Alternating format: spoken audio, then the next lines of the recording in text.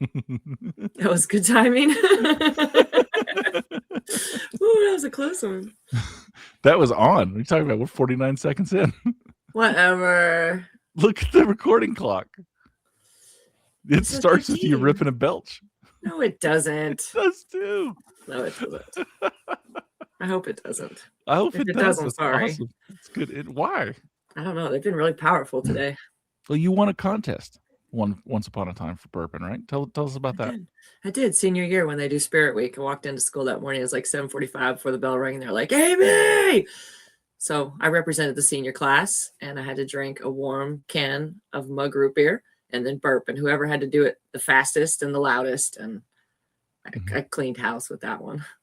Got a big old half-page picture of me drinking that mug root beer in the yearbook too, just in case I ever was going to forget about it. No, that was great. They were just looking to fill some space in that. We got half a page to fill. Let's have a burp competition. Like, we gotta fill this. It's what's fucked up is it's one of those like moments in life that I remember with like such happy joy, because I just remember opening the door, just going into the quad, like, what's up, and then everybody be like, Amy! It was like they knew, they saw me, and they were like, yes, we've got this now. And I could just feel the excitement and they're like, they knew, like, the support, like they knew that I had this, and it just felt faith in you, and you could feel it. like, you're gonna do this for us that day. And because it was Spirit Weeks, I was in like, I think it was also jammy day, so I was in like some silk jammies with a little like hair scrunchie, so I looked like a complete fool. But ripping a growler up there. That's awesome. I have not met my match yet. I think Alyssa, my daughter, is the closest. She is the closest that I know that can maybe outburp me. She shook the house a few times. My up and coming oldest daughter will give you a run for your money. And not me. She won't give me a run. Oh, no. Yeah, she will. No. Yeah, you don't even know what's coming. Not only that, she can fart equally as well. Like, she can rip them. It's almost like she has control whether she wants a blast or one of those. Like, oh my God, do you need to go to the doctor? I can't do that. She's got me on that. I used to be able to make myself fart. We probably should. That's not something you should ever admit to. We probably should not talk about that. Hey, Mom knows because we had a slumber party. I had a slumber party when I was like 10, maybe 12. And I was teaching all my friends how to do it. Mom walked in the room. So, yeah, that's a great memory. Teaching everyone how to get their buttholes to gulp air so we can then push it out. Exactly, yeah. Yep. She walked in the room and everybody's asses were in the air. I'm like, well, hold on. No. You want to shut that door? We got a class going on here. It's the weird shit kids do. Like, why did I ever try to, like, I don't remember why I ever learned that I could do that. I don't know. What made me do that? What made me, what the fuck? What made you stick 5 guns in your underwear and run around the house like Rambo? I think that's normal. I still do that. Actually, that probably is pretty normal. All my boys do stuff like that too. Yeah, it's totally not in their underwear, I don't think, though. You had those little tidy whities, freaking Teenage Mutant Ninja Turtles or something on them, and you'd have freaking guns everywhere. You'd have that little string of bullets going across your chest like Rambo. You'd tie something around the top of your head. Yes. Yeah. Not that much has changed. Still how you roll? Still how I roll. Friday nights, baby. Yeah. There's a lot of jokes about that, like in my neighborhood, like different things. It's always in your neighborhood, they joke about you rolling like that? A little bit. Okay. The joke is people move into the neighborhood and they're like, well, you got to meet these people because we're a pretty friendly neighborhood. We're a friendly neighborhood. Everybody kind of knows like everybody. It. Yeah. But the joke is about my house is, it's like if you see David out there with night vision nude at 2 a.m, just pretend like you don't see him. Oh my gosh. It's the problem you don't want. The funny thing is, if you actually say that to somebody new moving into the neighborhood, those fuckers, every time they wake up in the middle of the night to pee, to go to get a snack, anything, they're gonna be like, is he out there? No, they have. So years ago when we first moved here, how I got introduced to the then mayor, like the brand new mayor of the town, through my wife's at that time's boss, introduced me. He's like, hey, this is such and such husband. He's like, he can literally pull your heart out of your chest. And the guy looked at me, he's like, can you really do that? I was like, I mean, maybe. I never thought about it. Like, I'm sure it's possible. You know? Weird thing to say. Yeah, it's like, I don't understand why I just got introduced this way. Like, you don't even know me that way. Like, yeah. Mhm. I don't know. I think it's just my personality's that way. I'm unaware of it. So I think usually when I introduce you to people, I just let them know you smell weird. I do smell weird. You do smell weird. Yeah, I smell like tobacco and vanilla. It's a very strange combination. Yeah. You do not smell like tobacco. I rub onions all over myself to try and stop that. But, you know, I don't know. Just tobacco and vanilla. No, my soap is tobacco and vanilla, though. I got a thing for soaps. High-end fancy. Better than egg.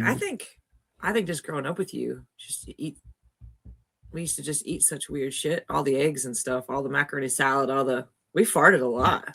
So when I think of you and what you smell like, honestly, I kind of think of egg fart. Sorry, but no, you should. We're siblings. Like, siblings always stink to other siblings. It's biological. Yeah. There's no one in the world that smells worse to me than you. Fuck you. It's the same. There's no one in the world that smells worse to you than me. It's biological. It is biological. I don't know. I had a guy on my caseload a long time ago, the cat man. I think he beat you. You might have been related to him. You don't even know it. He could be if I'm related to him, you're related to him. Not necessarily. We didn't have the same father. We did, actually. Already done checked. No proof. No proof of that. I found a poem years ago. It might be in my hope chest that I wrote when I was a kid that I was convinced mom and dad weren't my mom and dad. I wrote out this whole thing about how their eyes, I didn't have, because mom had green eyes, dad had brown eyes, and I had hazel eyes. So of course I came from somewhere else. They don't have hazel eyes. It didn't make sense to me. Yeah, I didn't look like either one of them. And at the time I thought, which obviously I do. Mm-hmm. Yeah, that's kid shit. Kid shit. Yeah. Kid stuff. Yeah, it's it be what it be, man. It be what it be. Like talking about childhood memories that bring fondness to you. I have one from high school that does bring fondness for my youth. That it's first time I ran for class officer. Yeah, and my speech was, I told everyone that I just wanted this so it would look good on a college transcript, and I wanted to pick something where I wouldn't actually feel like I'd ever have to do anything. So I wanted to be the secretary, because I don't think that a secretary in a high school as small as ours would ever really do anything. No. And then I did a handstand, and people stood up and clapped. That's how you win in high school. That's it right there. Yeah, dude, I killed. And then the next year I ran again, same thing with the secretary, and I was like, hey, you all heard my speech from last year, and I just went and did a handstand again. Like, that was the next year. And then my senior year, a bunch of people were running for officer. Like, it was like all of them were either president, because we had to run for each thing, which was very weird. So you had to run for president, you had to run for vice president, you had to run for treasurer, and you had to run for secretary. And so like and we didn't have a big school, but there were a lot of people. There were 4 or 5 people running for secretary, all females. One girl had, like, her parents put money into it, and they had shirts, and they're giving out bracelets, and she had this big placard in the parking lot. Those kids always sucked in school. Yeah, like, I mean, you got $1,000 billboard in front of the fucking school. Yeah. You know what I mean? Yeah. And so we've got the inside of a cereal box cardboard. Yeah. And so, like, they were gonna let me speak first. And I said, no. And I even got on the mic. It's like, ladies should always speak first. And because I was running against all girls. And so they're all, and they all went. And then that bitch went just before me. And she had this ridiculous speech that the hilarious, she was so tone deaf to the audience. She couldn't see these people dying. Just like, oh my God. You know what I mean? She was going to read every word on it, wasn't she? Oh, yes. Yeah. Yes. She wrote all 4 pages. This is happening because this is her world. And mommy and daddy, and that school was so weird. That helped too. her write the speech too. I guarantee her bitch of a mother wrote it. Yeah. Like 100%. Mama wanted this win. Yes. Yeah. And And so there were some other people there, and whatever. So she was the one I remember. The other people were just, they were nerds that I don't know why they were up there. Like as soon as they got up there and looked at everything, and they froze. They were done. You're smoked. It's already over. Sit back down, And I was wearing, on the stage, I was wearing one of our mother's little house robes. That's interesting. Yeah. But it's one of the ones that like open like that. Mm-hmm. And, back then I ran all the time. I was in pretty good shape and on track and cross country. And I got one of her t-shirts from one of her friends who didn't really like her that much. Because I'd been trying to get one of these t-shirts she had made. Mm-hmm. And she wouldn't give me one. Nobody would give me one until one of her friends like, you can have mine. And I'm like, thank you. I put that shit on and I had like those like Ranger panty type, the track shorts. Yeah. Yeah. So I had those on and I had this t-shirt that was like came up to half to my belly button. Crazy tight, like size 00, because those are the only size she made because that's what she wore. And if you're you're just too fat to wear it. You're like, yeah, oh my God, chick, like you're anemic, you're dying. Anyway, so she got down and I got up and said, that's a really good speech. I was like, I appreciate that. I said, there's a lot of thought and consideration. These people, I think you should really give them a thought and consideration. They would have done great. And I said, I don't know why any of them haven't ever ran before now. I was like, because now is the most important time. It's like, what are you really electing us for? We've never really done anything. Like, we're never going to do anything. But what we will do is throw a party. A celebratory party. Yeah. Yeah. We're going to throw the reunion parties. That's what we do. And I started naming specific teachers. Like, this teacher doesn't like me. The principal doesn't like me. There's like, not many of these people like me, but you ask them honestly, who would you rather have them throw a party? Miss 4 pages of notes or me? And I pulled off mom's thing and I did a handstand and it was like, oh! I won completely. I think she got like 4 votes. That's so funny. And the other girls got like, 1 or 2, like the entire other class was like, yep, that's our guy. So have you been throwing the reunion parties? No. They got me arrested. They can go fuck themselves. Have you had any? Have you had any reunions? Shit, yeah. Have you gone to them? No. Okay. I only found out about one before it happened. So they don't even invite you? No, I'm not invited. Well, I'm not invited by the people throwing it. So, and the thing is, they don't invite everyone in our class. High school shit never ends. It never ends. It never ends. Like our president isn't involved anyway. Our vice president, I'm not putting anyone's names on blast. Not that anyone listens, but I'm not going to do that. She threw one 4 years after we graduated. It's just weird. And then they had another one 5 years after, so it would have been 9 years. So instead of having like a 5 year or a 10 year, we had a 4 year and a 9 year. And then they had like a 16 year. Somebody's off. Somebody's off.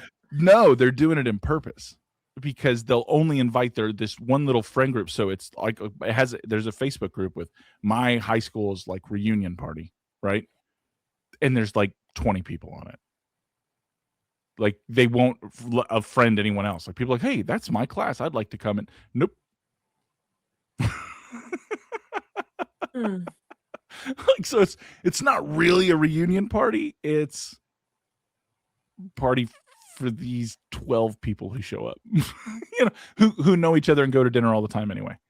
You know what I mean? Like, so that's what it is. They have never had anything bigger. The 4 year was about as big as I think it got because everyone was still so close. Mm-hmm. And I was still pretty bitter about things, how it all ended. And I guess it didn't go well. Like, it's only 4 years. Like, I kind of figured it'd be like, if it was up to me, I would have done one at like the 10 year and the 20 year and the 30 year. Mm-hmm. Like, let's jump by decades here. Yeah. That's what we should be doing. Maybe I'll go to the 30 year. I don't know. Probably not. Most of the people I graduated with still live in that town. They all still know each other. Only a handful of us left. We had a 10 year and I went back for that. You're much bigger class. It's hard for me because I got to go all the way back to California for for mine. So I made it to the 10-year one. That was important to me. And it just wasn't as, it was a good trip because I saw my basketball coach. I saw some friends. It was a good trip. Yeah. But as far as the actual reunion party, it was not really worth it. I don't know. Like, I was surprised at some of the people that didn't even come. I don't know. It was just kind of, it was whatever. And then the 20-year, I was pregnant. I was pregnant with Tucker, and I couldn't.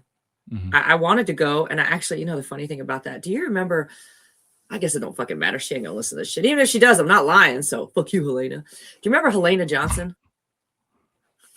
Blonde? Yes, that lived in our neighborhood. And okay. So she, I grew up with Helena, and she was always so mean to me as a kid. Like, she was the only girl that lived that was in our neighborhood that I could actually play with when we were little. And she was so pretty, and so, she ice skated, and I was like in awe of her. And she just was so mean to me. Like, we played Barbies, and she was just mean, she's a mean girl. And then we got to high school, and she wasn't as mean, but she didn't have any friends. Like, I don't remember her having any friends in school. And we were fine. I think we sat together at lunch because in high school I had so many friend groups. I never really stayed with one group. So I kind of just bounced around. And anyway, long story short, when we were having our 20-year reunion, right when it was leading up to it, she reached out to me on Facebook. And because we're friends on there, which, it's more like acquaintances on there. Yeah. And she reached out and was like, hey, are you going to the reunion? I really wanted to see you. Like, and I was like, and this is out of nowhere. This is 20 years of not talking to her, And I was like, yeah, I think I'm going. I'm trying, like blah, blah, blah. And she was like, okay, great. She just made it seem like she just really wanted to see me for some reason. I'm like, whatever. It's Helena Johnson, And then I didn't go because I was just too pregnant. We couldn't afford it. You know what I mean? It was just too many reasons not to go. And I didn't show up. And about a week later, she sends me a message on Messenger on Facebook about how rude it was that I didn't show up, that I told her that I was going to be there and I wasn't. And she went to make sure that I was there. And the whole reason she wanted me to be there is because she wanted to apologize to me for how mean she had always been to me when we were kids. And then I don't even show up. And I'm like, bitch, you still mean. You still mean. I'm pregnant. I'm broke. And you're mad at me because I didn't go? Like, we haven't. It's cool that she's trying to do something like that, though, right? Like, that's...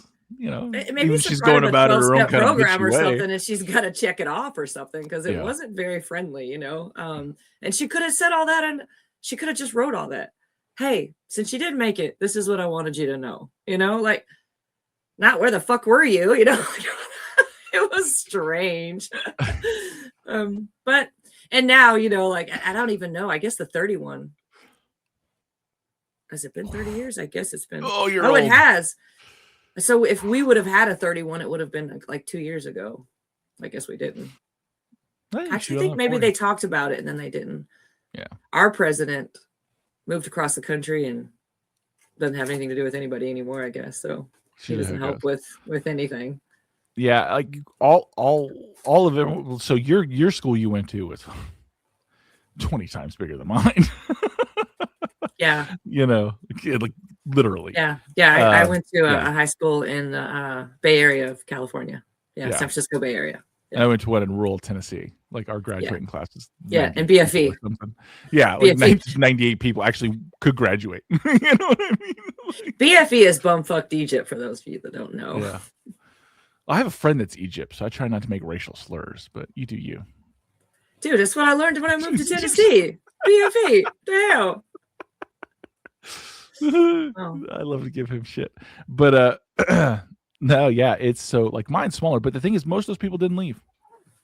Most of them didn't leave. Or when they did leave, they immediately moved back and became school. Fine. They became school teachers or just they kind of went on with their life there. Like they were always coming back. I was never coming back. You know what I mean? Like weirdly through circumstance, I have to go there now. Which just blows my mind.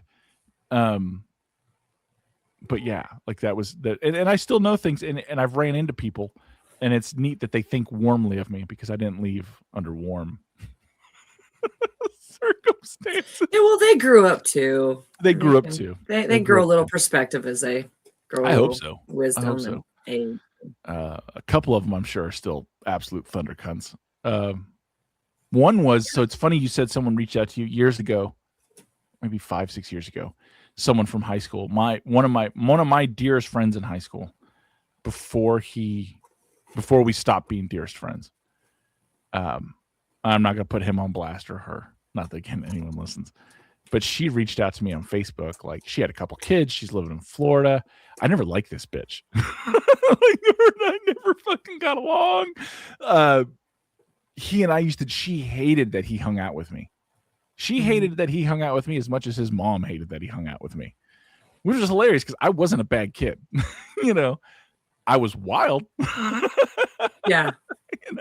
But you weren't bad. You didn't do anything mean to anybody. I didn't bully anyone. I didn't pick on anyone. That wasn't my style. I didn't vandalize. Well, I fucked up some mailboxes, maybe, allegedly. Maybe some toilet paper. But they taught us that when we moved to Tennessee. Yes, that was something part of the culture. Yeah, if you want to fit in, grab the bat. I've never done anything to anyone's like property. That was never my jam. I like to be zany. I like to have fun. Maybe do some crazy whatever.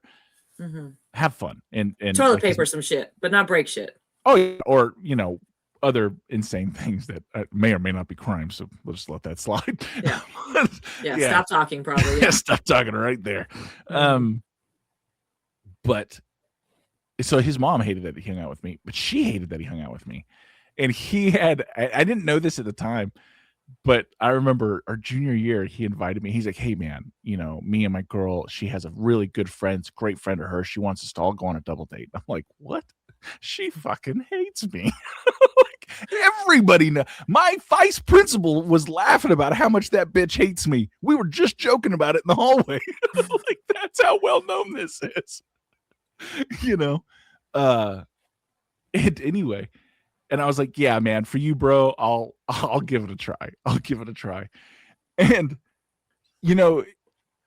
I always kind of figured this chick was like, my buddy's girlfriend was like the queen bitch of the mean girl tribe, right? Like, she's the pinnacle of evil. And so whoever her friend is, I was expecting some fat chick or whatever. I was like, all right, let's see what this is. Just for my own entertainment purposes. And we're at her house, which is interesting. This is the same girl, by the way, that I embarrassed our senior year on stage. That was the one who was running against me, who like had the speech and made the signs. I wonder. Yeah. I was wondering why she hated you. Now I know.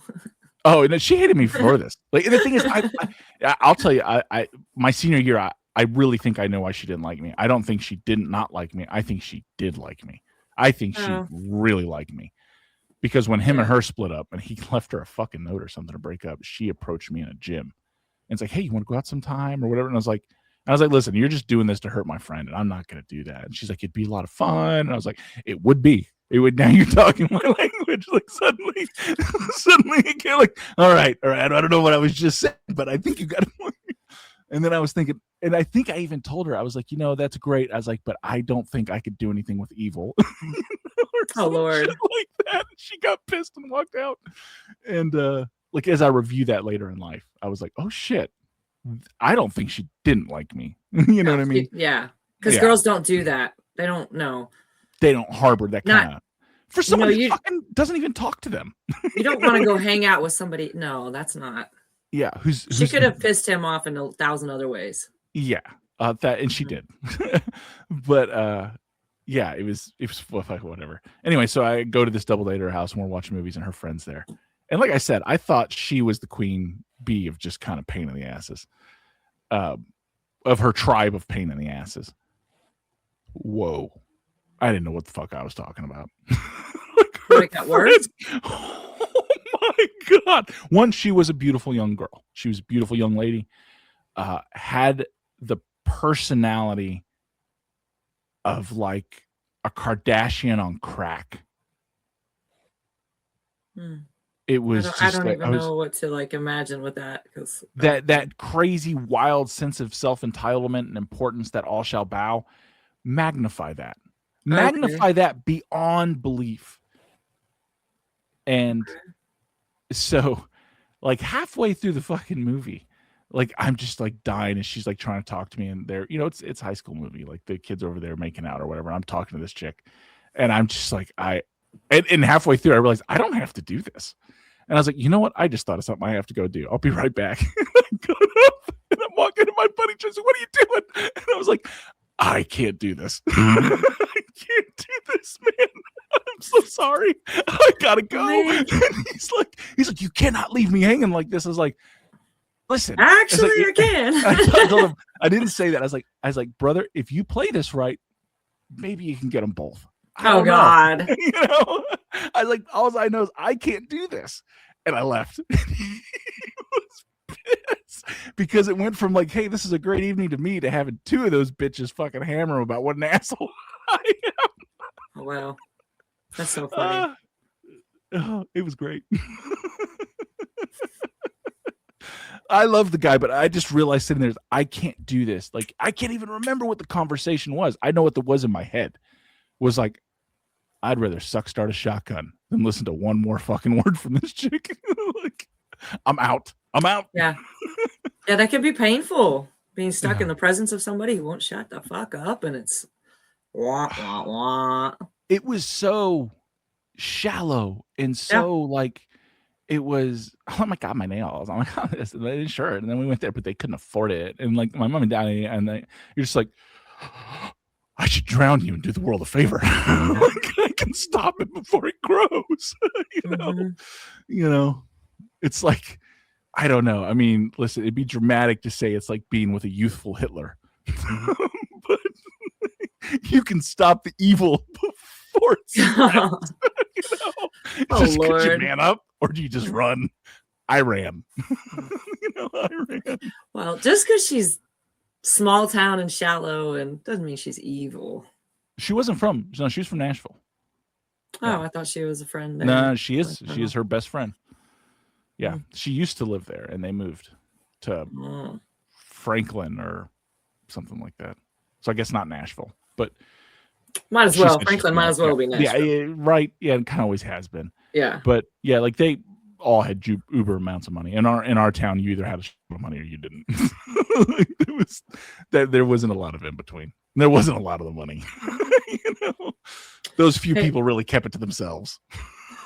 Do you know, right before we started recording, I was like setting up, and then I got distracted when it was time because Mike called me and he was like, hey, are you dressed? And I was like, yes, I'm dressed. Why? And he said, I need you to go out front. One of my guys is out there.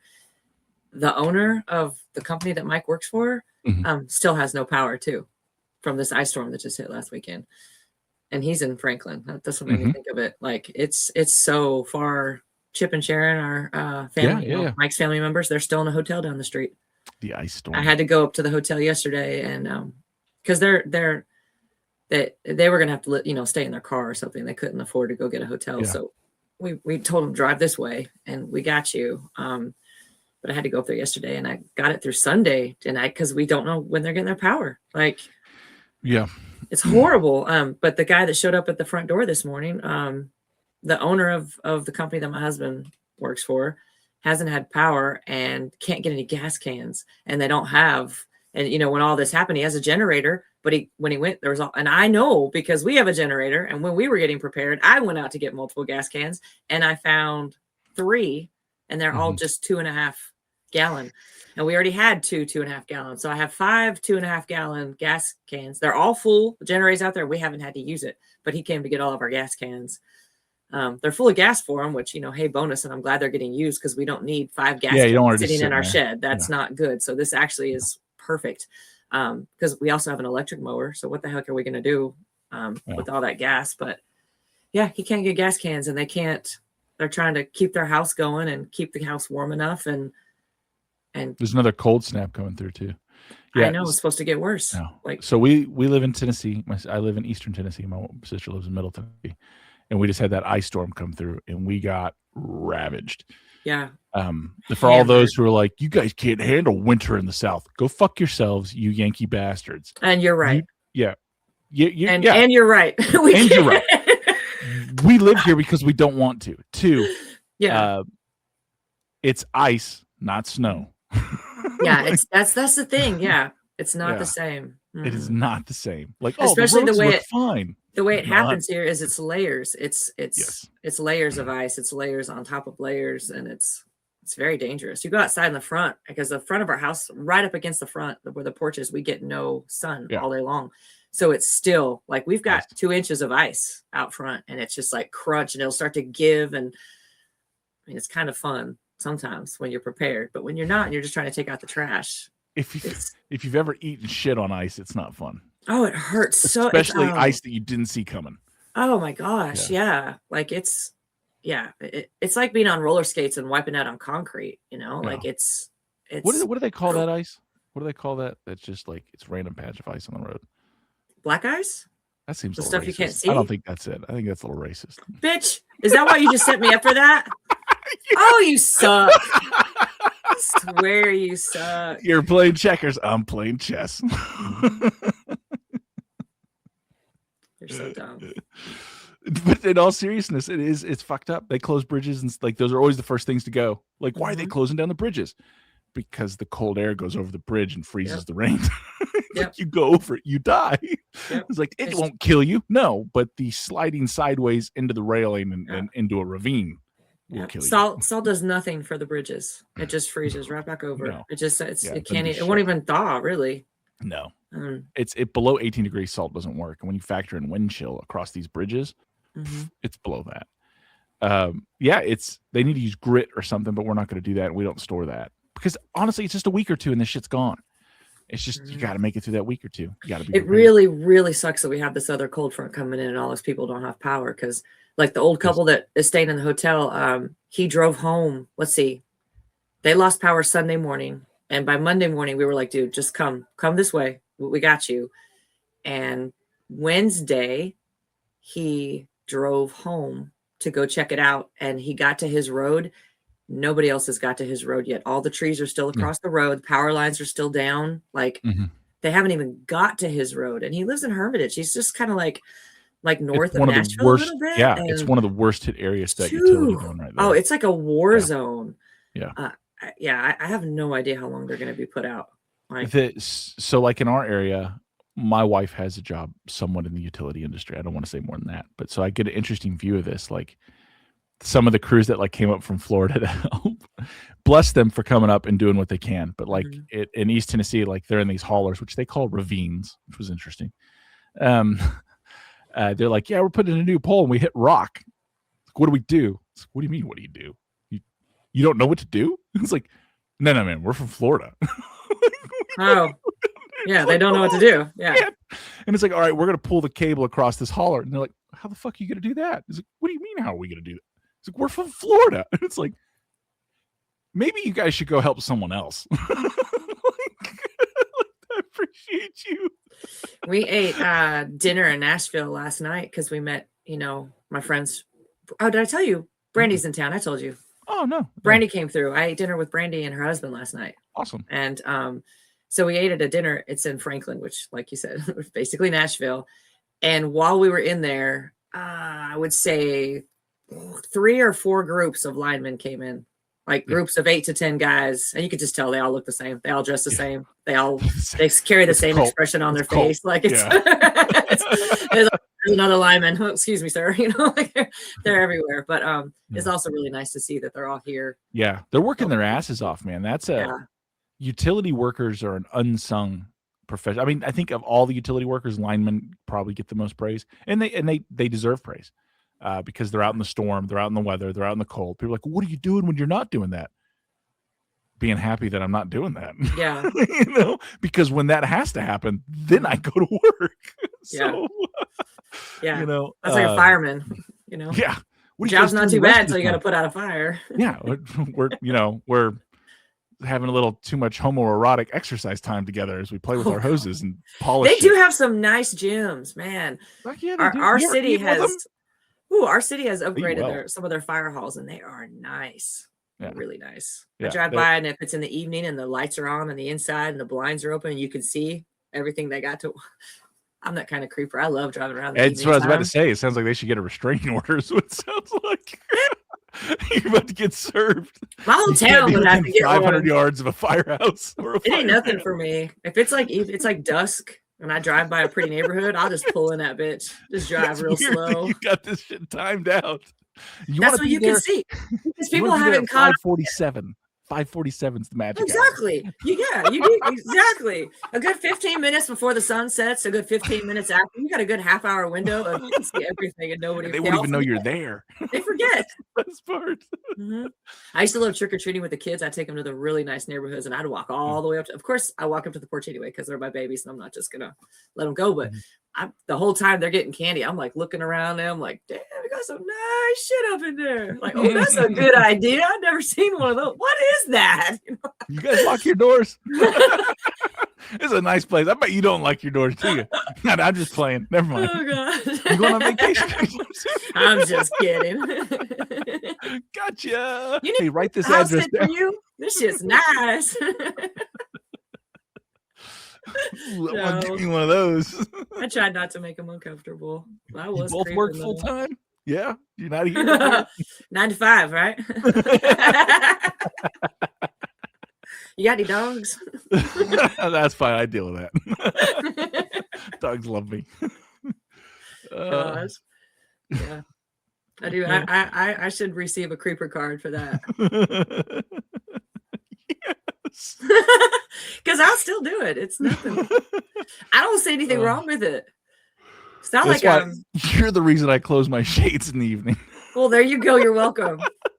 You're welcome. And for anybody, I don't, all two of you, you're welcome. No, you don't receive praise. It's not a good thing. I didn't know that you did this. I said, fucking weirdos like you. Well, if something good comes out of this. I've seen your people before. I didn't know you were one of them. Dude, I love it. I've always done it. Even when we were kids, I would do it. I've always been creeping in people's windows when I can. I don't ever walk up to a window or anything. Let's get it straight, okay? I stay in my car in the road and I keep moving. I don't just I don't take it to another level.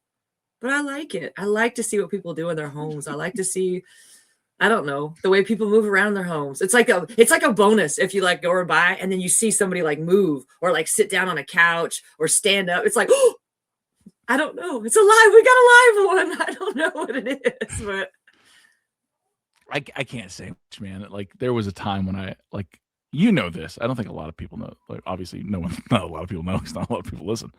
But I enjoy messing with people. I always have.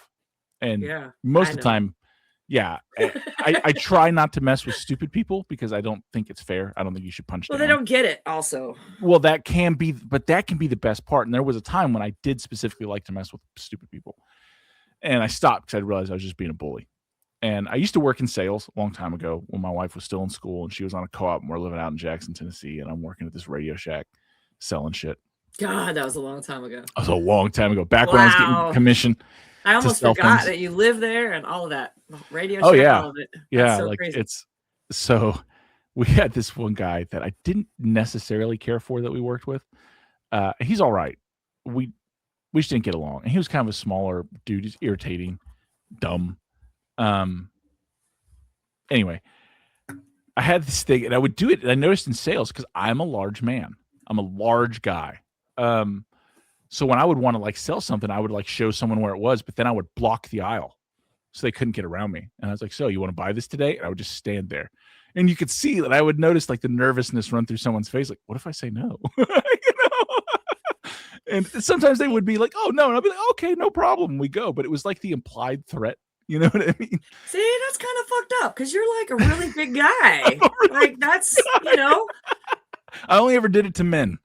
Just so you know. Okay, well, that's better. That's better because I'm like picturing myself. If somebody did that to me, I'd be like, I'm out. Right? Sometimes they would be. Keep it. Fuck you. Like, looking for things. I snorted. They'd be like looking for. This is not what I came for. Yeah. So anyway, this guy, he was the assistant manager, and I didn't fucking like him. And he wasn't. So we had several assistant managers. He was only one there for a little while. He ended up getting fired. But like in the office and we were counting stuff and he was like talking some bullshit because he just got the promotion. Like, I'm the assistant manager. We're gonna blah blah blah. And I just want to know that you know how I want to close the store. And I was looking at him. I just cut him off. I'm like looking around. I'm standing in the doorway. I'm as big as a fucking doorway. And he's a little guy sitting in the chair talking to me. I was like, you know what'd be funny? And he's like, what? I was like, if I just decided not to let you out of here. I was like, and he's like, what? I was like, it's not like you could do anything. I was like, it's weird, right? I'm gonna go back to the floor. That's so messed up. Fucking guy gave me a white bird. You are not. I told my wife, and she's like, "That's not funny." He's like, "You probably scared him." I was like, "I probably scared him more than I intended to, but I never heard Dad his fucking mouth." He never wanted to like give me an evaluation. Hey, speaking of scaring somebody, maybe I shouldn't laugh so much, but maybe. Well, I'm about to laugh at your ass. Do you remember when we years ago when we all left Mom and Gary's and you were riding dirty, and Mike had his lights and his construction lights, and we just happened to get behind you, like just happened to come up behind you in a dark part of like 840 and cut those lights on, and you shit your fucking pants. I pulled over. I was furious when I found out that it was what it was. I was furious. I know. And I'm kind of sorry, but not sorry, you know? I was furious about that. Yeah. Yep. Because in retrospect, it was just us. Yeah, it was just us messing with you. You know what I mean? Yeah. But I do understand why you got mad. But at the same time, you got mad because you were riding dirty and you thought you got caught and you were afraid. And, you know, you didn't want us. You didn't know what was happening in that moment. I didn't have anything dirty in the car. Yeah, you did.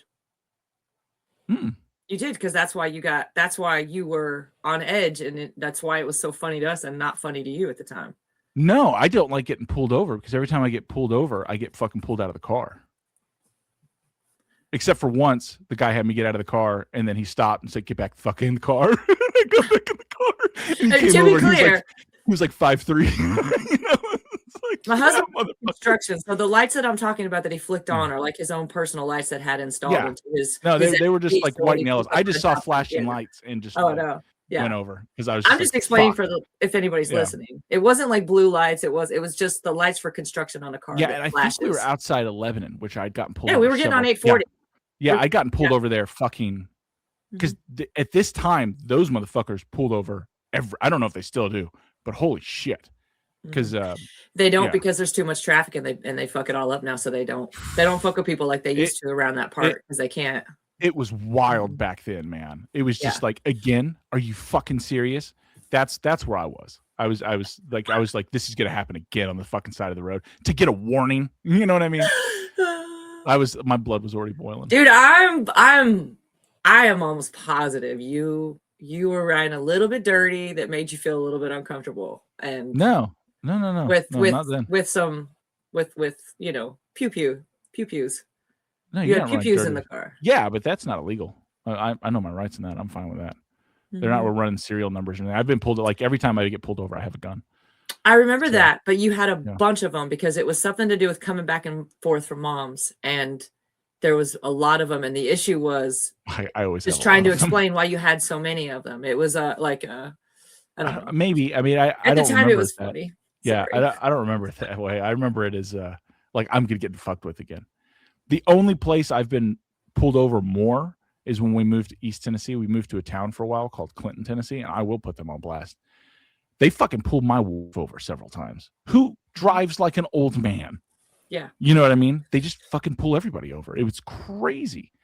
You know, and it's they could have been pulling your wife over too because she is a beautiful blonde. And no, like I asked about that. I was like, were they flirty? And she's like, no. She's like, they were mean. She's like, they cut you off, tell you to stop talking, wait for me to ask the question. Don't you dare, like, there was that. Oh, I hate that. Yeah, and that's how they are. That was the same dude. He pulled me over twice. The first time he pulled me over in like an abandoned, it used to be like some grocery store or whatever. And I was coming back from my martial art, like the Krav Maga jiu-jitsu thing and all that shit I was doing at the time. I was coming back from that. And I pulled over. And this guy like fucking puts the lights and on the horns. Roll your window down, sir. And I'm like, are you fucking serious? And I'm like rolling the window down. He's still in the car. He's like, I want you to get out of the car. Get out of the car with your hands up. And I'm like, what the fuck?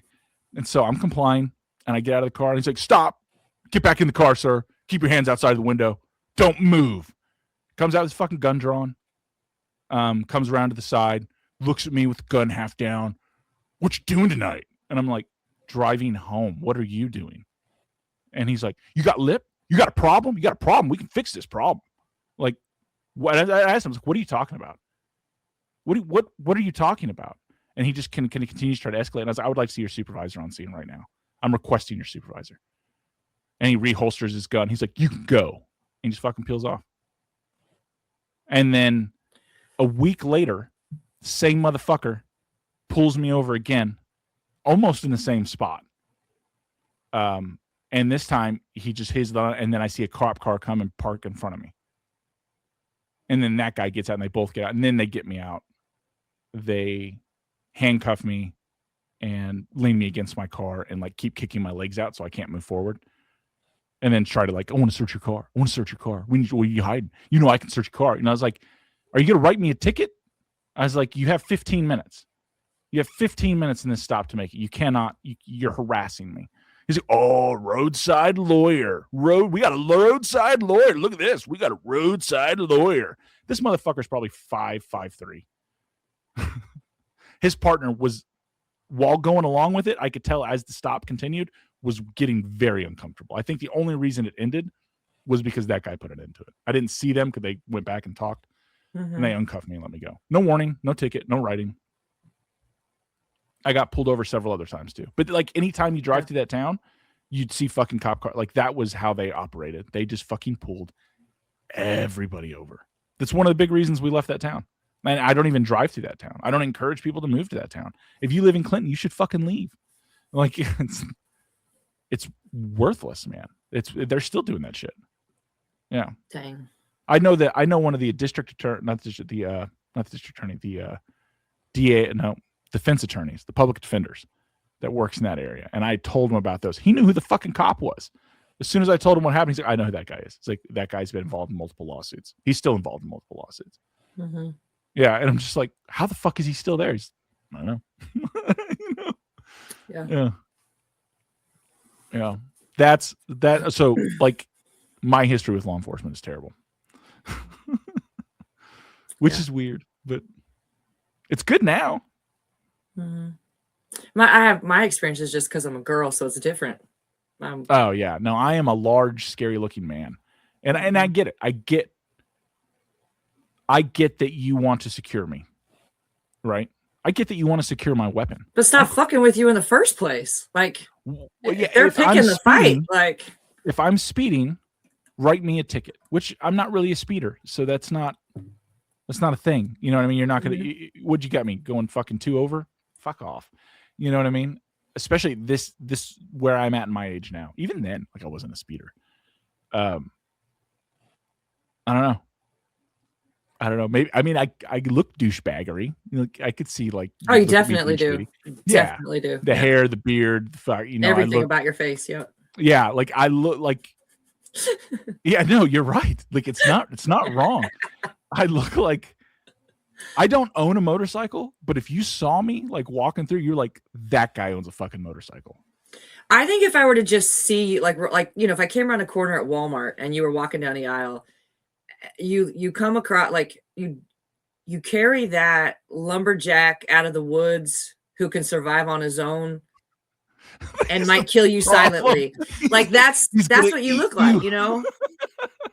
Like, yeah, that's kind of how you carry yourself, you know, which is not a bad thing. It's a good thing. No, yeah, you're right. You're right. It is. You're going to deflect a lot of bullshit because people are gonna be like, well, no, I'm probably not going to fuck with him. Yeah, but it also triggers a lot with with the short guys. With the short guys. Yeah. Short guys should not be with egos and power trips and yes. They're going to show you. They're going to show me. They're going to show all 6 inches of the extra tallness you have on them. Yeah, you motherfucker. Like, let it go. It only matters to you. That's what I remember. Because I remember like I'm getting pulled over again by fucking Lebanon cops. Like I remember once I got past it, I was mad. Yeah, no, you were definitely mad. And I remember that surprised me because I thought you'd be like, and then you'd laugh, but you were like mad. And that didn't sit with me well. But then I was like, he'll get over it. That was funny. Yeah, it is. It's the context. But yeah, no, like afterwards, it's like, oh, okay. But fuck you, Amy. Yeah, a little bit. Like, I could see it. I don't know that I would do it, but I could see you doing it because you stalk people through their fucking windows. But I'm I'm just saying there's a difference. What does one have to do with the other? I come up behind my freaking little brother in the car, and I know I have lights and it's dark, and he's been pulled over a lot lately, and this is really going to trigger him. So I did it. Okay. That was. I'm guilty. It was not a nice thing. Yeah. Weirdly enough, like my encounter with Rutherford, like Murfreesboro cops, I have legitimate beef with them. Never got pulled over for nonsense. And the times I did get pulled over for nonsense, they just fucking let me go, even when they probably shouldn't have let me go. To be honest, I Murfreesboro cops kind of hold that reputation for. There's a lot of people that don't say that. I feel like all the experience that I have has been pretty fair. And people that I know personally, to me, it's been pretty fair. I feel like it's a little bipolar. Like it's real crapshoot, but there's enough of a crapshoot that it feels fair. Like it balances in the wash if you're there for long enough. I also wonder / worry that maybe it feels fair to me because you're a girl. Because I've got the white privilege thing. No, because you're pretty blonde. Because you're female, you're pretty blonde. That's fucking 100% of the time. With cops, male cops, yes. Yeah. They don't want to deal with it, but yeah. I don't know. I found that as I've weirdly enough educated myself more on my rights, because I have been fucked with so much, it does never make the situation easier, but it always ends the same way. Like they're gonna hold me longer and fuck with me. And the worst thing you can do to a cop's like, listen, you're gonna fucking ride this out as long as you can. I'm going to have your supervisor, which you're going to call. He's going to show up, tell you that I'm right. You're going to know it, not be able to admit it, get in your car pissed off, and you're going to stew about this for 2 days. And you'll just see him like, like, yeah.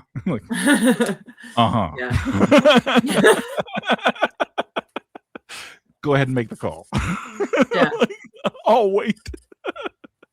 That falls in line with what you were saying about instead of flipping somebody off, just put your thumb down like you're so disappointed. Yeah. You're right. Yeah. I haven't done it since I did it to that guy, and he's trying to. God, he would have blasted me with a bazooka if he could have, if it had been on hand. And all I did was put my thumb down. Holy shit! It's the maddest I've ever made anybody. It's the maddest. It might be the maddest I've ever made anybody on the road. Yeah, and that's your fault because you told me to do it. It was really smart though. I gave you a disclaimer. I was like, you better be prepared. You did, but I didn't take you seriously. And we had just talked about it. Then he was being a dick, and then I did it, and then woo! I tell you, that's the maddest I think anybody in a car has ever been at me before. I took off after that. I was like, dude, he can't catch up to me. No, it's psychological. Like if you give someone the middle finger, they're callous to it, right? You flip me off in the car all day, I'll just be like, whatever, man.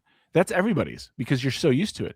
If you give someone a stern look and to give them that thumbs down, like, hey, everybody knows that's like a parental thing. That's you're making them a child. You're putting them in the corner. You're saying, no, you know better. Mm-hmm. And they do know better.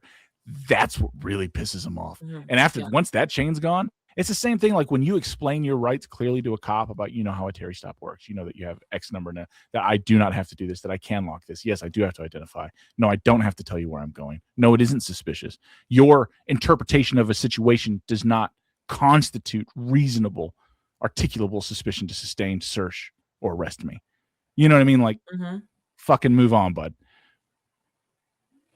That drives them wild. The only thing that can drive a cop wilder is when you will calmly tell them, it's like, I know how this is going to play out. Well, they demand respect. So really it all comes down to that. So like, no matter how you play the game, you have to let them feel like they are in charge and they're being respected. Well, they are. Well, they 100% are in charge. You never fight it on the side of the road. And I've said that before. Like, they're like, what are you going to do? It's like, nothing. It's like, this isn't something to fight on the side of the road. It's like, this is what, I'm going to go to court. I have an attorney. I'm going to win, and then I'm going to sue you. You can't. You have qualified immunity if it falls within the purview. It's a judge to determine whether this this conversation that's being recorded falls within that purview. Are you violating my civil rights because your feelings got hurt? Because your feelings getting hurt is not protected under qualified immunity. If you're acting on emotional impulse, it's outside the duty of law. I have to pay someone to articulate that. And once you start using words like articulate, you can see the blood drain out of the cop's face. Yeah. They mostly test to get a certain level of officer. And and here's the other thing. It probably sounds like I live to give cops shit just to give shit. I don't. I think their job's ridiculously hard. Yep. I couldn't do it. And dangerous. And it's hard.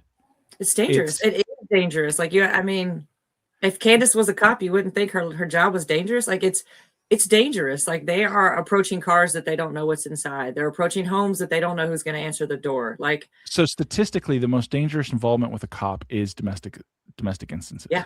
Not roadside stops. It's domestic instances. Yeah. Cop statistically is pretty safe job for most of it. If you remove domestic instances, it shoots up drastically. Most of them are hurt in domestic. And that's usually the woman that they're stopping from getting the shit kicked out of her, then attacks the cop for putting her man in cuffs. It's unstableness. It's all that. It's exposure to the hate and the seediness. Listen, we send a soldier to war for a tour, and then we bring them home to decompress. Or we're supposed to. Cops never get a chance to decompress. Mm-hmm. It builds. It builds and it builds and it builds. And when you see a cop snap, or like even I look at the short guy who pulled me out and was flipping out. I don't know how long he's been a cop, but he needs to find another job because it's boiled over. Maybe he should have never been one.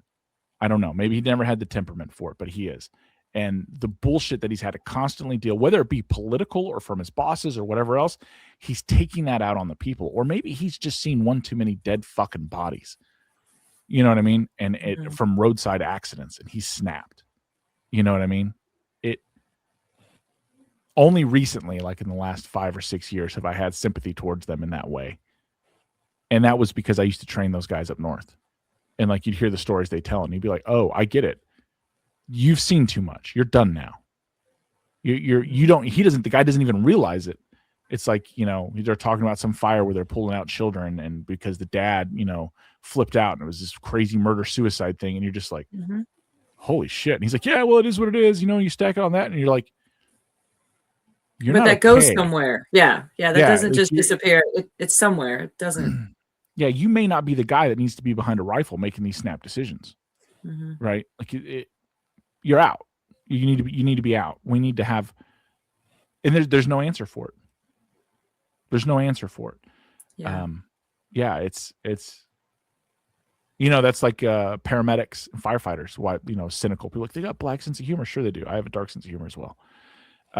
But you see a lot of them, if the older ones, and they're smoked. They're burnt out emotionally. Of course they are. Of course they are. Of course they overreact to something, or they have fucking drinking problems, or they're trying to numb this thing, this darkness that's eating at them. And we don't have anything in place that helps them.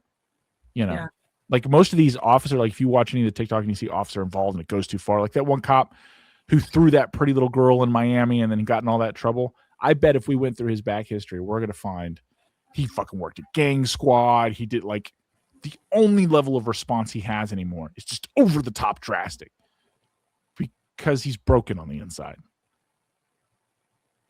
And we've just abandoned him and turned him loose and expect him not to misbehave. Like, even like I said, the interactions, like the really bad interactions with some law enforcement, that cop who had his gun drawn, it's easy to think that he was on a power trip. And I did for years think that. Now I bet he got fucked up by somebody who is bigger and more powerful than him. But then why go picking fights with somebody who's bigger, Because he has to prove he's not a coward to himself every day. He's got to prove he's not afraid, and he is. And it's going to get somebody killed. It's a natural thing. It's like, I fight the bullies. You fight the bullies because you're afraid. Yeah. Listen, the guy's still a prick. And I may be wrong in my little snap shoot side of the road. And he just may have always been a prick. That's a very possibility. That job, they gravitate towards that. Your hall monitors or bullies tend to want to be a cop. But it's a fucking hard job. I couldn't do it. If I did anything like that, I'd want to be a firefighter. I like firefighters. I think firefighters are heroes. Mm-hmm. Yeah. Yeah, I was same. I would have. Yeah. Oh, we know. We heard I stop in front of fire departments by the sunsets and watch them work. Yeah, we know, Amy. No, I was gonna say back in like 6th grade or something, they came through and had some career program and had all the kids write out what they want to be when they grow up. And I put firefighter. That day, at that moment, that's what I wanted to be when I grew up. Yeah. And they literally came back and picked me, and I wound up riding with the chief of the fire department the whole day and got to go to some big luncheon, and they took me to some where they do the training and stuff. It was cool.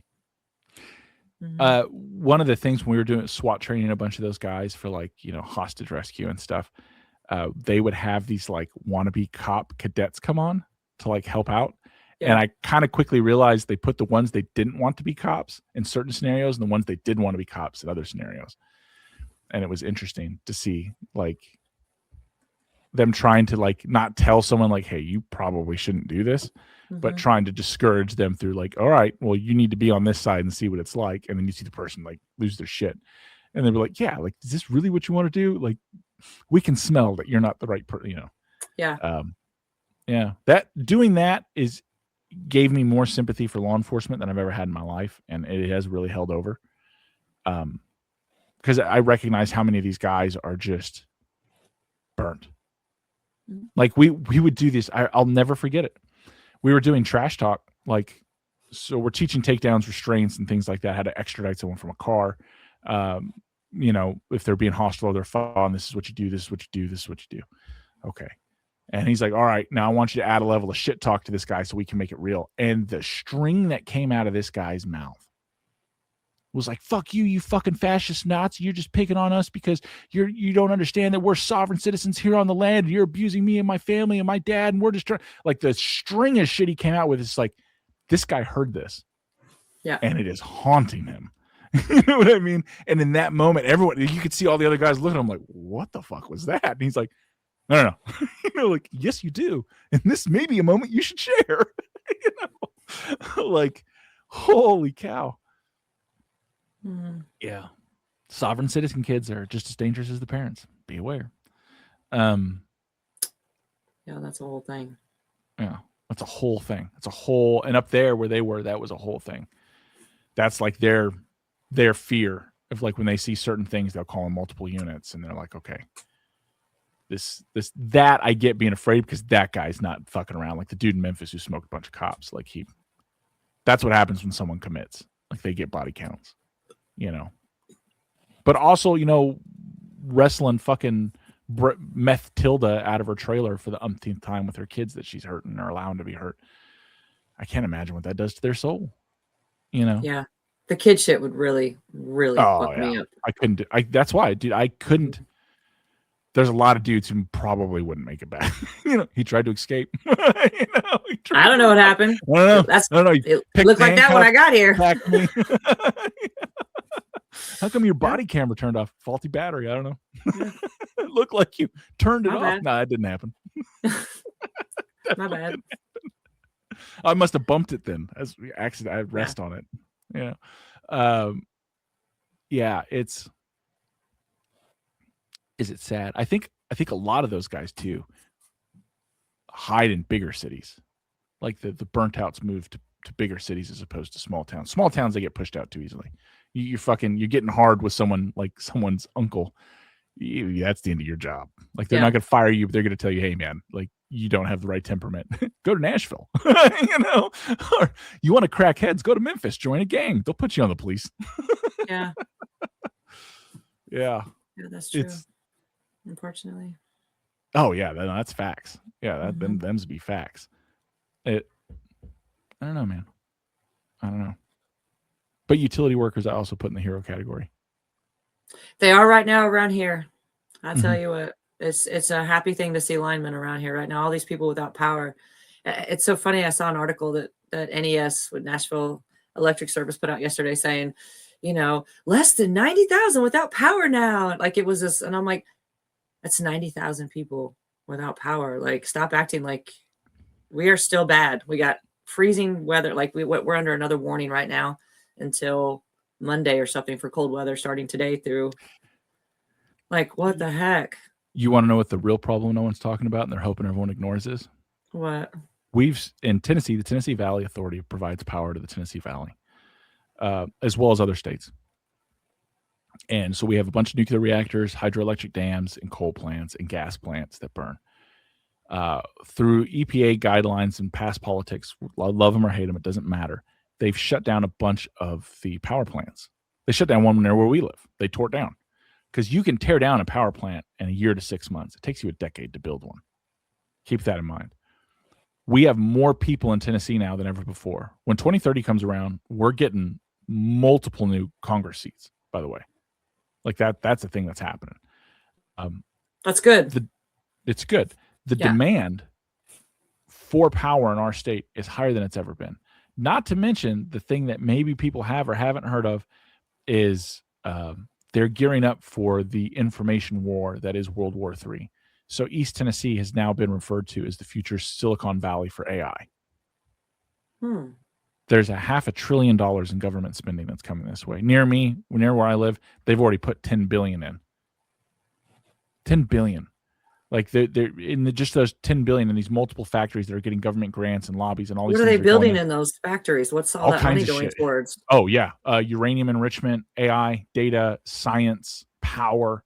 Multiple one of the factories wants to build these nuclear reactors that are basically the size of a semi-truck trailer that can power a city. They need power for AI. They need all of this, and TVA is owned by the government technically. And we have the hydroelectric dams. So we'll always have that consistent power. We control the lakes. They control lots of land. They have lots of nuclear. And if you want to put in new nuclear plants, it's easier to do that with TVA than it is with anyone else. So Tennessee's about to explode in a way no one's prepared for, especially East Tennessee right now. I've been privy to some meetings and things that just, there's a lot going on. And so like the first wave of employees, they would need 2,000 employees. Not to mention their families. So that's housing, infrastructure. All these things have to go in to support these and this people. And that's just the start of the first wave of this. There hasn't been this much infrastructure and money prepared and going into this area or anywhere really in the country since World War II. And what does all that have to do with all the weather and That's where it comes in. The drain on the power grid. So they've only been tearing in the past 20 years. All they've done is take down power generation. Now we're at a time more people have moved here and are using more power, yet we have less ability to generate. More people are coming, more demand on infrastructure, more AI, more Bitcoin mining, more high use energy intense things going on, and we have less ability to produce. So at some point, if they can't up production somehow of power quickly, you're walking towards rolling blackouts, brownouts. And during winter, right now, when the drain is the highest, because again, Tennessee, we're not built for the South. We don't, very few people have gas heat. Most people have electric heat. So it's a huge draw. What happens if you had to have rolling brownouts around Nashville? Maybe it's a good thing 200,000 people didn't have power at the peak of that cold. Because if they did, maybe they had to roll that blackout through. You don't know. Like it's that we're at that cusp of things that no one's talking about and they should be talking about. No one's talking about it. Except for the government who's about to do it. And it's good. I think it's going to go the same way it is when they built the lakes. You had people in towns that didn't want to move. They're like, cool, you don't have to move. We're going to drown you. When Oak Ridge seized all that land and they're going to build all the labs so they could make all the nuclear enrichment facilities and people didn't want to go out of their homes. Like, oh, you don't want to go home? We're going to burn your fucking house down. You're going to go. This is how this is going to be too. Oh, well, we need power for, no, we're going to take all the power. Why? Because we can. There's nothing can be done about it. It's happening. It's happening. It's going that way. Not that anything should be done. We just need to plan. We need to be prepared. They need to get energy production up. These packaged nuclear facilities they're talking about, it's a great thing. That means Rutherford could generate its own power. And you would employ several, like the city would employ several new. You'd have to have a nuclear engineer. You'd have to have people that would work there. You'd have to have, several jobs that are now there. Although it wouldn't be Rutherford, right? It'd be whoever, was it the Mid-South Cooperative Electric that bought you guys? we're not on the same. I know you said Murfreesboro Electric Department, I don't think exists anymore. No, That's they what were we used to bought. have. Yeah. So, but there's multiple here. We Yeah, have but I multiple. think it's I one that owns have bulk. I have METMC. I don't know. I don't know enough about that shit, but I do know that power generation is a real problem. It's a thing here in Tennessee. We need more power. It's a thing here in America. We need more power. We don't have the power we need. It's MTEMC, Middle Tennessee Electric Management Corporation. That's who my electric department is. MTEMC. Isn't that who bought Rutherford? I think a cooperative bought Rutherford. It doesn't matter. It doesn't. Yeah, whatever. I don't know. Yeah, I know that we have a lot of utilities around here too, Tennessee. Yeah. Yeah. So that's something different for if you're from another state listening, if anyone's listening. That, yeah, utilities here in Tennessee are broken up. Like you can have, in our county, we have 4 or 5, like water, sewer utilities, and only 1 or 2 electric utilities, maybe 3 electric utilities. So, yeah, but that's one county, right? Other places, it's not like that. Yeah. Yeah, not at all. But it's also a good thing and a bad thing. Just depends on where you are, I guess. Well, yeah. I'll be thinking about all these people this weekend coming up but still don't have power. Like it's bad. It's bad. People they're in their cars. Yeah. Like they're literally, they can't afford hotels, so they're sleeping in their cars, because they just get gas and keep the car running all night. Like that's horrible. Yeah. I think our town, so we have different facilities, but I think the next conversation we're having is getting some mats for our community center and getting a generation system at our community center that we can supply heat to and keep, as opposed to opening the school. Because I think they're on the same grid, and if it goes down, like a generator to run the school is a big deal. Whereas our community center is a lot smaller. That's what we should be doing. I think that's the next docket conversation our town's having. But I don't know, man. None of these are easy answers, and I hate that for people. I do. But at the same time, there was a lot of warning went out, and I get that not everyone can afford a generator. Not everyone can afford the gas to feed a generator, especially if you're in a fucking apartment. You know what I mean? Like, you're just praying your pipes don't freeze, because that's going to be a deal for everybody. Yeah. Yeah. I do think, some people took it serious, and I think some people just didn't. Most people don't. Prepare. Most people don't. Yeah, they're like, oh, it'll be fine. Everyone's overreacting. Yeah. I'd rather overreact. I think I don't know that I overreacted, but I got prepared, and I don't think those are the same. Like I love my family. I love my kids, and all my kids that live in this town that are grown. I knew that if I could keep heat in my house, then they could all come home. You know what I mean? They could all come here.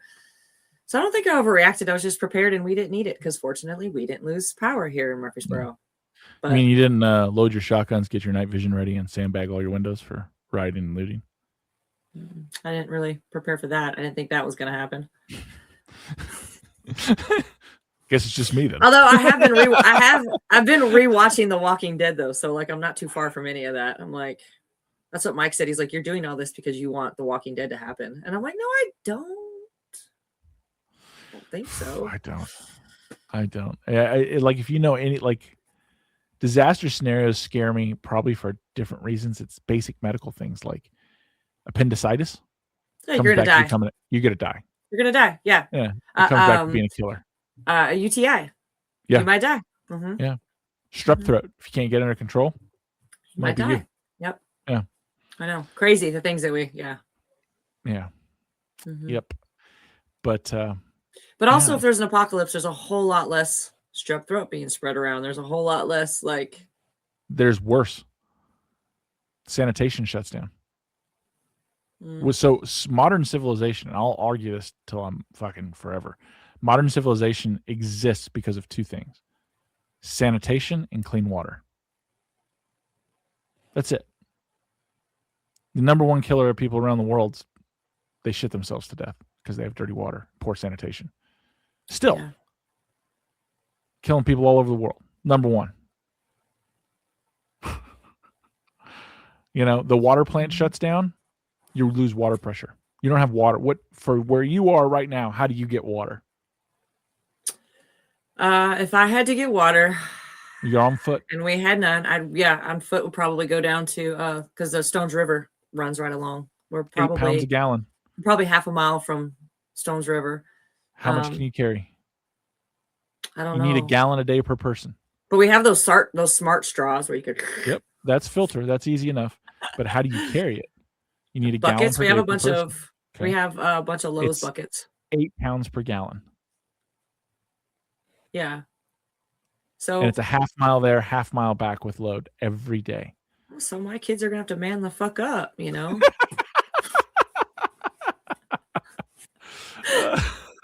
I mean, nobody said it was going to be easy. Nobody said this was easy. Oh. Yeah, it's like, how do you take care of your shit, your waste? That many people, you shit a lot. Mm-hmm. It's all outside now.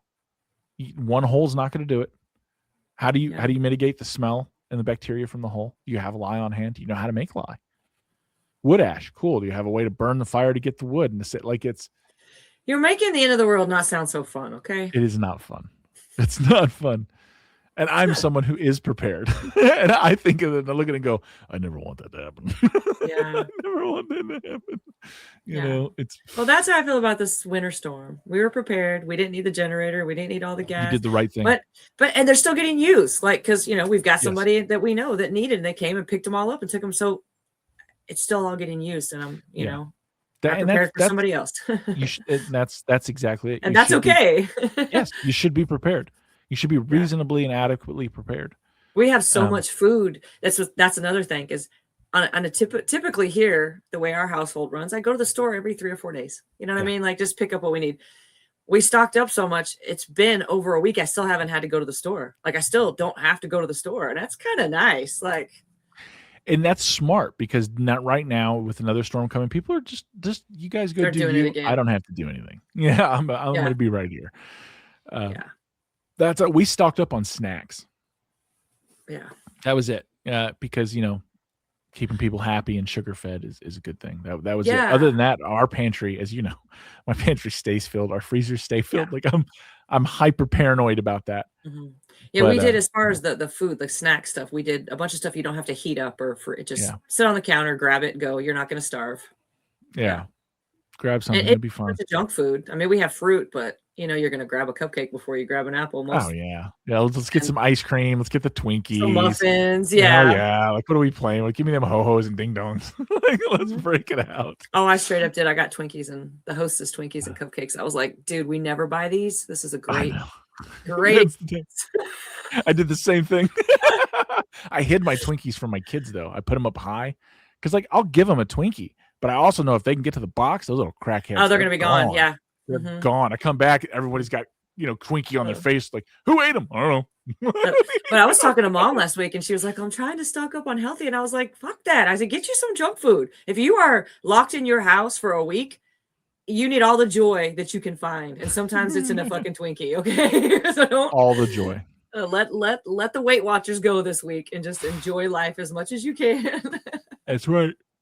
Yeah. Especially for those of us that struggle being enclosed, you know, like the storm came in on Friday night or something. By Sunday afternoon, I was like, I got to get out of the house. Like, I don't do well. I don't do well with that stuff. But no, I go and walk around my garden and think, all right, when it warms up a little, like we're around freezing or in the 40s, I'm going to clear this out. I'm going to clear that out. I'm going to, you know what I mean? I wrote some, but even then I'm like you, like if I'm cooped up too much and I can't go do things, I don't want to write. I don't want to be creative. I need to be distracted because I don't like it. It's too cold for me to go outside because I don't like, I'm a large man, but I don't like the cold. I like oppressive heat and high humidity. I don't know why. I know, seriously. I just said to my husband last night, I was like, I'm ready for it to be hot again. Like, I am just done with this cold shit. I don't like it anymore. And I actually said that. We got in the car and I was like, I don't enjoy it like I used to. I used to kind of like when it would get cold. I like a hoodie. I like my boots. I like, you know, I like that feel. I don't anymore. I just want to throw on some shorts and a tank top and call it a day. I want my shorts and a Hawaiian shirt. Yeah. With my little funky hat. Yeah, and your little fedora hat. Yeah. Yeah, and I want to ride around in my golf cart. That's what I do, see, this is a sign that we are getting old because now we sound like we want to move to Florida. I don't think I can move to Florida. It's easier to understand now, though, isn't it? It's easier to understand when you're getting older. You just don't want to deal with the ice, with slipping, with the storms, you just want nice weather. And I kind of get that. Like I didn't used to get it to the way that I do now. Now I get it more. You just go outside and do it. Well, I mean, I don't know. A lot of the old people I've seen in Florida, they seem to stay inside in the air conditioning. No, not the ones although because we have, Mike's got brothers and we've got family that live in Florida and they are always out and about. So, yes. Our family is active. I like the Keys. Of all of Florida that I've been to, I like the Keys the most. I haven't been there. Not Key West. Not interested in Key West. Yeah. No. Yeah. No, I was good. Good. But like the normal ones where people live, like Cujo or Summerlin, things like that, like normal people live there. Like it's oh yeah. The boating community out there is a little weird. The drinking community is a little hard. It seems like that's a key. That would probably keep a lot of alcohol in Florida. Yep. Oh, the Keys, like dude, there's bars. A lot of consumption. That's what they're doing. We have churches here in Tennessee that have bars and alcohol in Florida. Yeah. I don't know. That's kind of the thing that's kept us off the water too. Is I don't like the drinking culture. I don't want to be around it. Definitely don't want my kids around it. I have friends that have boats that'll drive them in blacked out or have their kids drive them in. Like you went out there with your kids, got blacked out drunk, and your son, he can dock the boat. He's good. He back up. Like one, it's great that he can do all that too. I feel like he had to learn to do all that. So, I was like, I don't think we're going on the boat with you. Sorry. Can your rib cage be lower on one side than the other? It's probably just how you're sitting. No, or your ass is fatter on one side than the other. No, I just have I've noticed for like a year now on my left side, it's like I have extra rib down there or something. Like when my ribs go down, it's like there's a whole nother knot there. Like you could. There's a condition where people have extra things. It's very strange. Yeah. Well, you're a very strange person. Yeah. Could go to a chiropractor, see if your hips are out of alignment. Which they will 100% tell you yes, because they want your business, and then I have to come 3 times a week, and no, it's not even my hips. I'm telling you, hang upside down. It's like connected to my bone, my rib cage, but I don't have it on my right side. It's very strange. It's only on my left. No, mine are the same. Maybe I broke a rib or something at some point, because when I turn to the side, it's like it pops out a little bit. It doesn't do that on this side. You'd remember breaking a rib. It'd be a distinct feeling. Yeah, you would think. Yeah, that's so weird. Maybe I should have a doctor look at that. Yeah. Dun dun dun. What's over here on your left side? Your left side? Nothing. Your right side's your liver. Okay. There's something on left my side high in the back is kidney. And it's mostly just an empty space. Huh. I sounded country right then. Man, it slipped out. You always sound country. You don't realize it. You're country than you think you are, fucker. Yeah, coming from you. That's interesting. Oh, I know I'm country. I know. I just heard you just said that. Huh? Huh? No, I know I do. But you know what I learned in when we were in Thailand? What? You know how like we love to hear other people's accents? Like they love an Southern Australian accent or a British accent.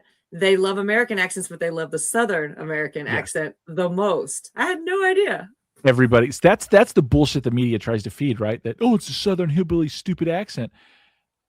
My wife has a heavy accent, and I've never been anywhere that I didn't see people absolutely delighted to hear her talk. Yeah. Like no matter the meeting, because it's innocent and it's honest. She's not pushing it. She's not hiding it. She's just talking. Mm-hmm. And she's definitely not stupid. She's definitely not stupid. Yeah. And like I remember one time someone asked if she would record their voicemail for them. That's funny. She's like, that was weird. And I'm like, I was like, a little bit. A little bit, but get it. Yeah. I get it. Yeah, no, they love us. Yeah. Well, it's time to hop off, Bo. Gotta go. All righty. We'll see you next week. You have More any shits and giggles you from have the any sibling words? duo. Yeah, right. You have any words of wisdom? Do a good job.